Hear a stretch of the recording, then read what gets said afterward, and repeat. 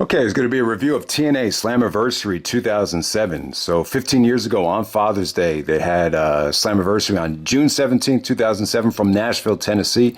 So they've returned home to where it all started from Nashville. Jared was actually not on this show. His wife had just passed away. But you had 3,500 in attendance. At this particular time, they would move away from the impact zone for like the really big shows, like Lockdown, Slammiversary, Bound for Glory.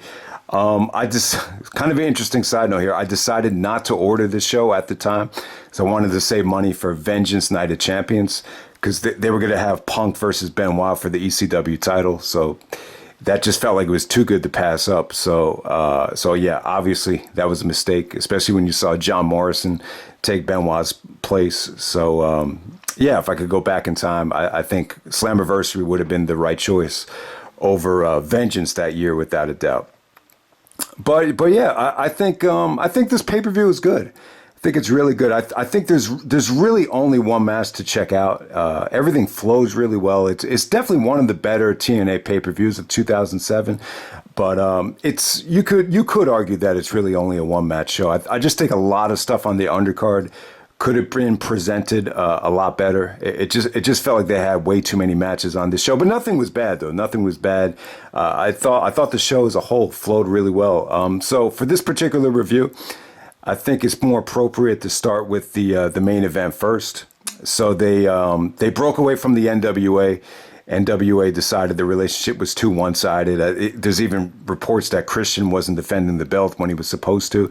So they totally break away from the NWA. So you have a vacant title coming off a sacrifice, and you will get to crown the first ever TNA champion in the King of the Mountain match. I would definitely say this is the best King of the Mountain that I've seen, at least from the TNA glory days. I think this is by far the most talented, the most talent there's ever been in a King of the Mountain match. And I would even give this the nod for best TNA match of 2007.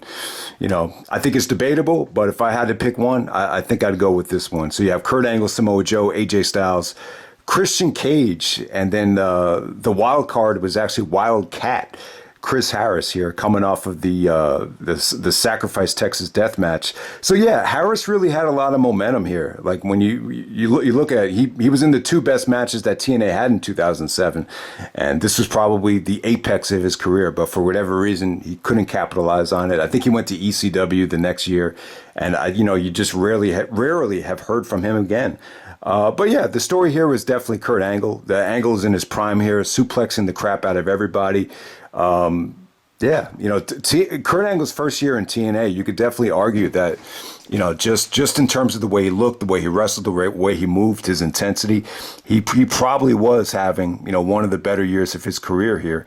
And yeah, Angle actually does win the match. He becomes the first ever TNA champion, and I think that was the right decision. I think if you're a Samoa Joe, if you're loyal to Samoa Joe and everything like that, you could make an argument for Joe, but also, because of Angle's pedigree, you can make a strong case that Angle definitely deserved this reign and to be going into Bound for Glory as champion. But, the Angle Samoa Joe thing, it was a really touchy subject, and a lot of people were very disappointed with how Joe was booked throughout this whole summertime. But the bottom line is here, everybody here looked great though. I thought Joe looked in his prime. Joe looked great. AJ and Christian were supposed to be working together here. Christian was playing the heel where he's, constantly trying to get guys to do his dirty work like Tomko and AJ. But you didn't really notice like a lot of Christian and AJ working together. Christian, Angle did a whole podcast about this, and he did say that, Christian deserves a lot of credit for, putting the match together and structuring the matches. He's great at structuring, multi-man matches, especially ladder matches. But yeah, AJ was the story here. AJ, took the biggest bumps. He was involved in the most exciting things. Chris Harris was as well too. The Harris clothesline off the top rope to Christian. It was actually off the top of the penalty box to Christian. That was a highlight. AJ actually taking the bump off the penalty box after Joe gives him an iconoclasm through a table. That might have been the biggest bump that there's ever been at King of the Mountain. So yeah, I thought this was good. It was, it flowed really well.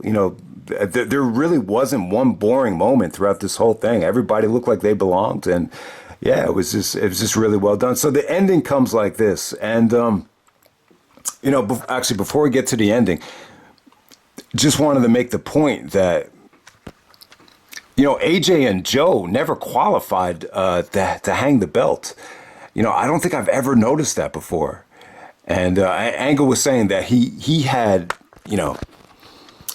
he just had no idea, how this thing was going to work. He felt confused by it. He was like, all right, I'll just figure it out when we get out there. And it ended up being a great match. And but Angle said that he wasn't a big fan of the stipulation and the rules, but he did admit that the match ended up being great, despite, just being clueless about, how the rules work. To me, like, it's really not that hard. There's really, if anyone's confused by the rules, there's really only three things you need to remember. You gotta pin somebody to qualify to hang the belt. If you do get pinned, you're in a penalty box for 2 minutes, and to win the match, you have to hang the belt above the ladder. It's not like a typical ladder match where you're grabbing a belt. So it's really just 3 steps. I don't really think it's that hard to remember. I think the biggest problem with the match is when you got too many guys, just stuck in the penalty box. It gets a little bit confusing as to, who's coming out of the box first, because you gotta, it's 2 minutes in the penalty box. So you're actually counting down, 2 different guys if both guys are in the penalty box. But other than that, I really don't think the match is that confusing at all. So yeah, I mean, I never noticed it, but AJ Styles and Samoa Joe never qualified. I do remember a lot of times Joe hit the Muscle Buster, and they were just I think it was Christian and Angle just adamant to make sure Joe didn't qualify. But they could have. I think with the longer match, you you could have milked that story a little bit more and made it a little bit more of an engaging matchup right here. But in terms of the ending, it features Angle and Christian just trying to, hang the belt, and all of a sudden Wildcat Chris Harris spears Christian off the ladder after doing a springboard spear, and that enables Angle just to hang the belt. So Angle becomes the first ever TNA champion, and that's pretty much how the match ends. So yeah, main event was great. I think the beginning of the show, just the show as a whole, was just very, very short. Everything was kept very, very short. I do have some gripes with the show, but let's get right into it. So the first match of the night was actually Rhino and Senshi taking on LAX. I thought this was one of the better things of the night. Red hot crowd. Anytime Senshi is working with Homicide, those guys know each other to a T, so they look great. Hernandez was showing off his strength. Rhino got the gore for the victory, so you still wanted to kind of, maintain Rhino as a credible main eventer. So I thought the opener was, you could argue that Rhino and Senshi seemed like kind of a thrown together team, but I thought it worked though. One of the better things of the night.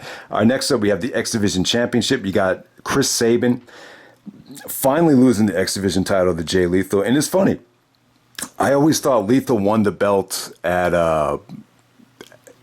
No Surrender when he beat Angle. I thought that was the first time Jay Lethal won the X Division title, but it was actually here against Sabin. So Lethal is actually doing the Black Machismo thing, and yeah, the match was good. I mean, when you look at the short amount of time they were in the ring together, there's really nothing to nitpick about. I mean, both guys look crisp. They looked athletic. Lethal actually gets the victory with the Macho Man elbow drop. But it just seemed to me like, just looking at the time that they got and the spot that this was in, it just kind of felt like, especially with Sabin's reign here as a heel, the X Division title just wasn't as credible as it was, 2 years earlier when Christopher Daniels was the champion.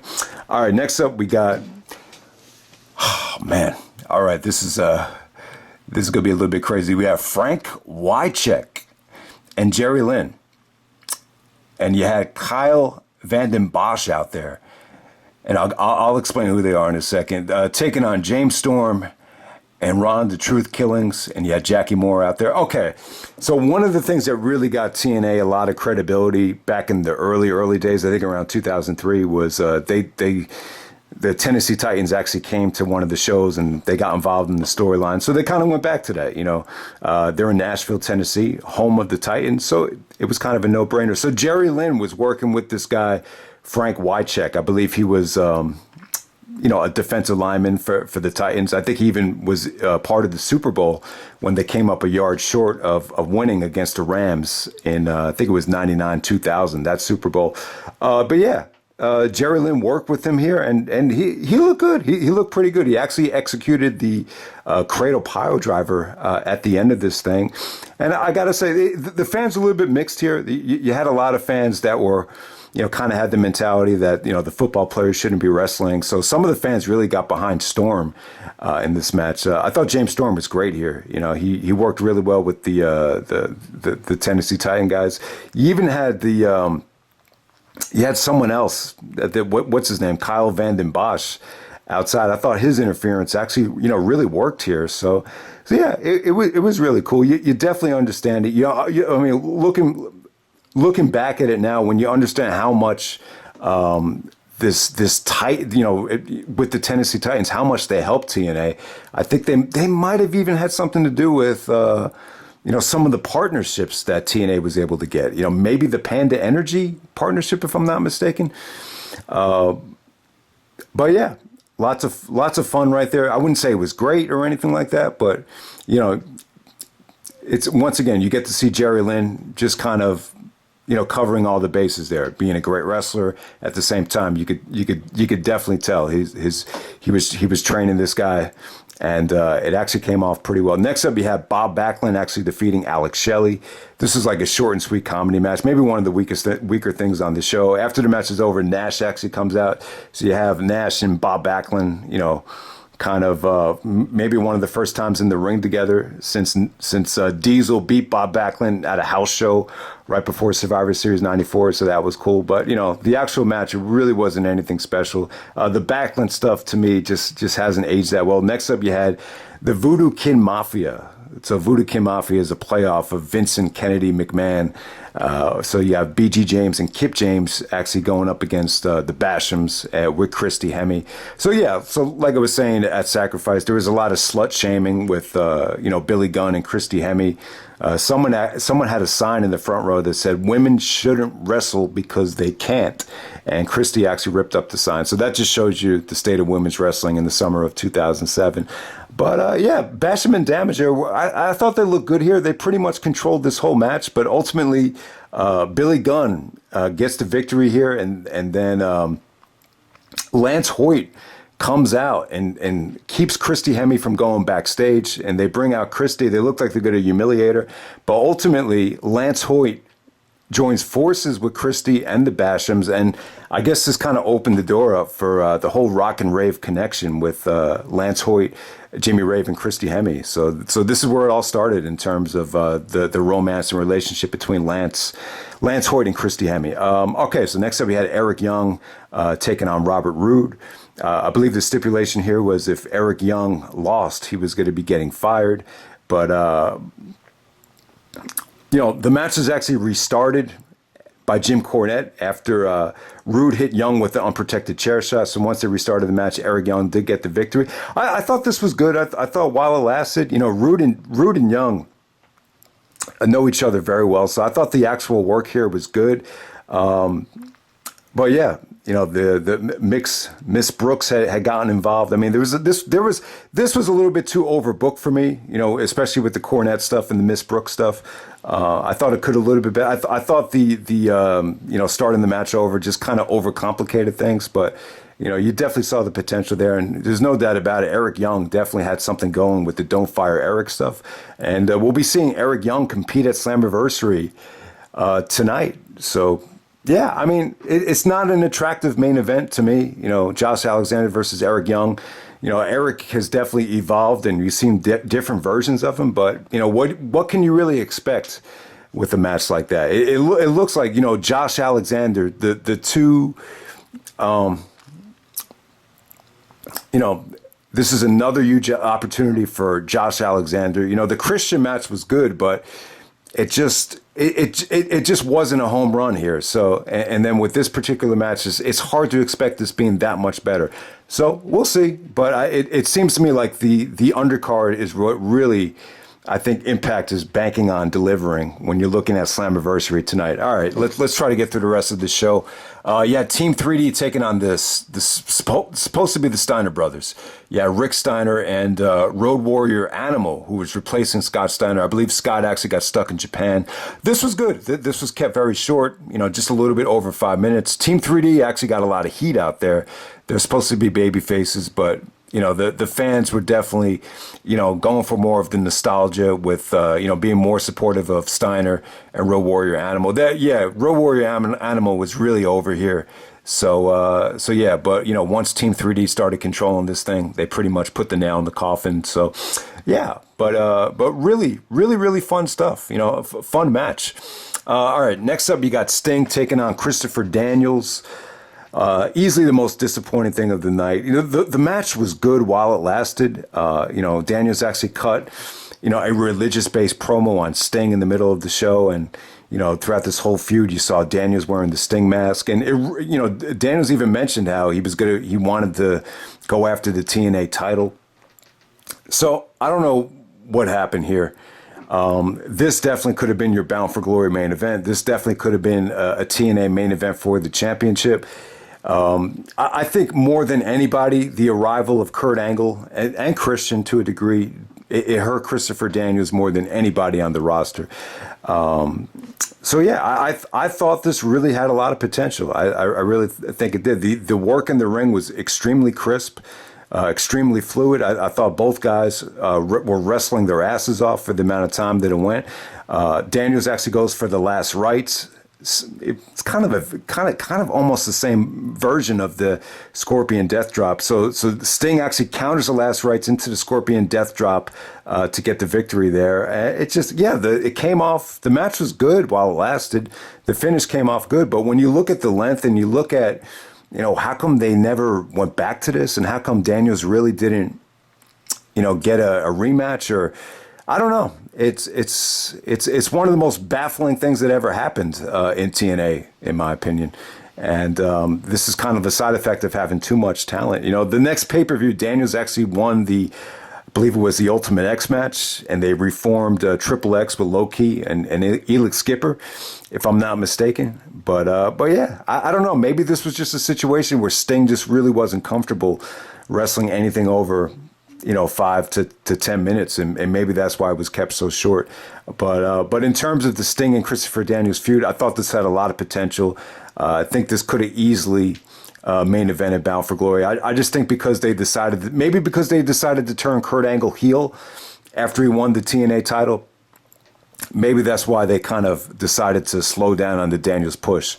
That's the only explanation I can give you. But all right, next up we have Abyss taking on Tomko. This ended up being a no DQ match. So, Abyss was actually feuding with Christian this whole year leading up to the show. And, Christian was telling Tomko to do the dirty work and put away Abyss. So, yeah, Abyss started to get criticized for these type of matches. It just seemed like every single month you saw these Monster Ball inspired, no disqualification matches where you bring out the tax or you bring out all these weapons. It was cool if you're going to do this maybe once in a blue moon at a Monsters Ball at Bound for Glory, but when you're doing it every single month, bringing out the thumbtacks, it just kind of devalued, some of these, vintage Abyss spots that he was doing. But yeah, if you like Abyss and you like this style, I'm sure you'll like it. Tomko actually does the spine buster to Abyss on the thumbtacks. They actually bring out glass. Tomko's actually taking one of the pieces of glass and using the jagged edge of the glass to stick it into Abyss, and he makes him all bloody. Tomko actually takes a bump off the stage. Looked like there was an edit there. I'm not sure what happened there, but yeah, ultimately, Abyss does a black hole slam through the glass on Tomko to get the victory. Yeah, they got more time than a lot of other stuff on the show, so it was cool. It was cool. If you like Abyss style matches, I'm sure you'd be cool with it. But and in some ways, this is probably, Tomko is in the double main event here. So when you look at Tomko, I don't know what happened to Tomko, the problem solver.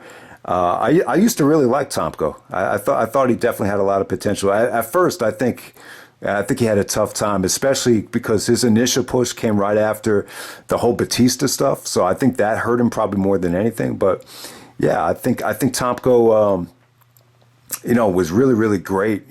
Just being that, foil to Christian during that time. But that's pretty much it, guys. That's Slammiversary 2007. Like I said, everything on the show flowed really good. There's, maybe a little bit too many matches. There were some matches that really weren't even worth talking about.